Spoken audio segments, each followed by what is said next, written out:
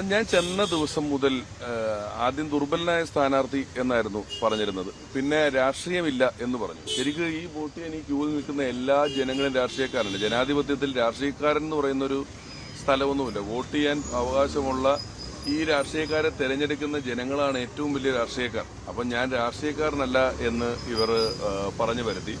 അതേ തുടർന്ന് ഞാൻ പറയുന്നതും പറയാത്തതുമായ സ്റ്റേറ്റ്മെന്റുകളെല്ലാം ഓരോ ചാനലിലെ എംബ്ലം വെച്ച് കാർഡുകൾ ഉണ്ടാക്കി അവിടെ മുഴുവൻ പറഞ്ഞു വരുത്തി.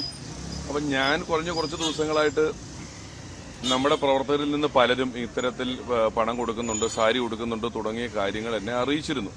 നമുക്ക് അതിലൊന്നും ഒന്നും ചെയ്യാൻ പറ്റില്ല. കാരണം ഒന്നിനും തെളിവുകളോ മറ്റു കാര്യങ്ങളോ ഒന്നും തന്നെ ഇല്ല. ഇത് അറിയിച്ചു. അതുകൊണ്ട് ഞാൻ നിയമപരമായിട്ട് അവിടുത്തെ ഇലക്ഷൻ കൺവീനർ എന്ന് പറയുന്ന പാർട്ടിയുടെ മുതിർന്ന നേതാക്കൾ മിനിഞ്ഞാന്ന് തന്നെ ബന്ധപ്പെട്ട ആളുകൾക്ക് അതുമായി ബന്ധപ്പെട്ട് പരാതി കൊടുത്തിരുന്നു. ഇന്നലെയാണ് അത്തരത്തിലൊരു ദൃശ്യം പ്രചരിക്കപ്പെട്ടതും കാര്യങ്ങൾ കാണുകയും എല്ലാം ഉണ്ടായിട്ടുള്ളത്.